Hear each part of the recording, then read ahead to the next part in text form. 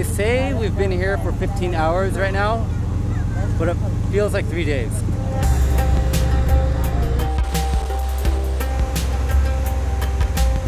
You were born in America, right? Yeah, born and raised. Yep.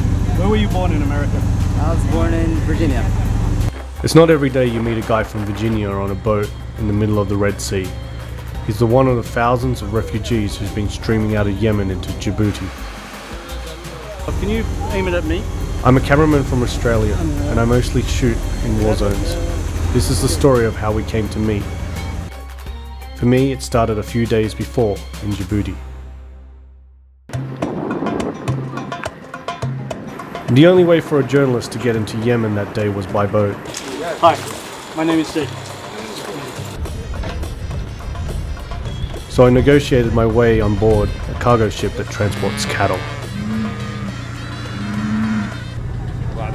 At one point, we spotted a packed refugee boat heading to Djibouti. Refugees. Yeah. 15 hours later, we arrived at the port in Mocha, but this is as far as I got.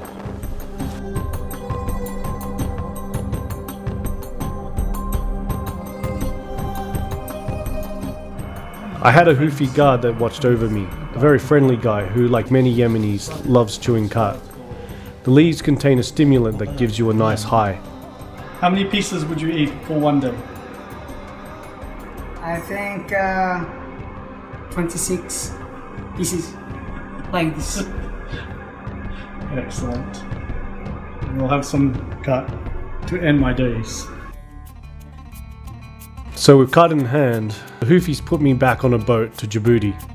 It's been an interesting adventure. I basically spent 3 days being detained by the Houthis.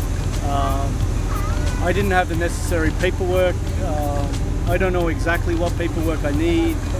And so I basically got a trip back to Djibouti. And that's how I met Sharaf. He paid $100 to get on this boat with about 150 others, and he'd left his family behind. I'm like a guinea pig. See how the road is, and if I could get everything ready, bring the rest of the family. Because they really want to leave, and we have small kids, they cannot live in that situation. With bombs going off almost every night.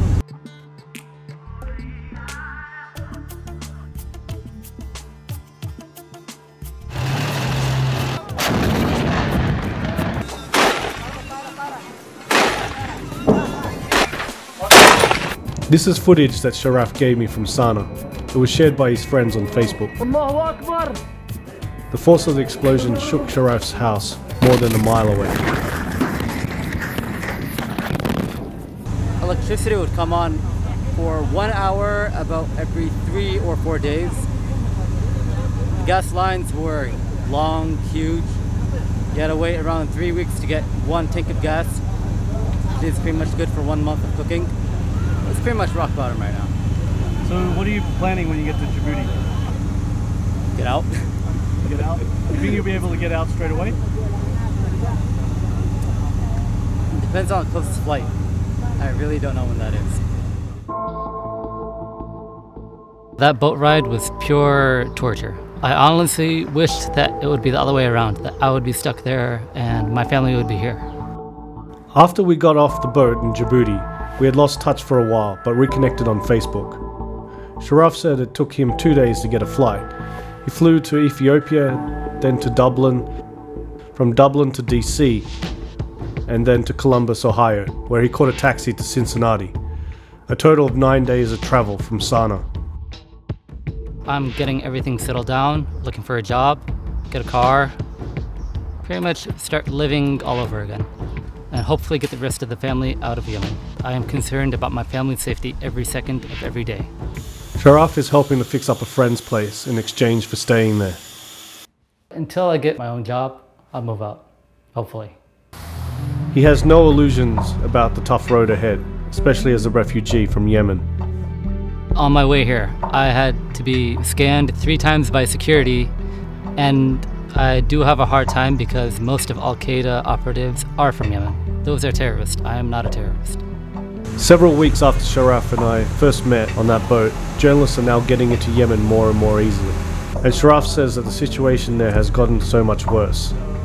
In my opinion, the most difficult thing for a Yemeni person is to know that their country is now destroyed. It will take years for it to be rebuilt again. My hopes of me and my family are the same as any other family. We just want to live in peace. No one's life is really normal, but I would prefer a life without war.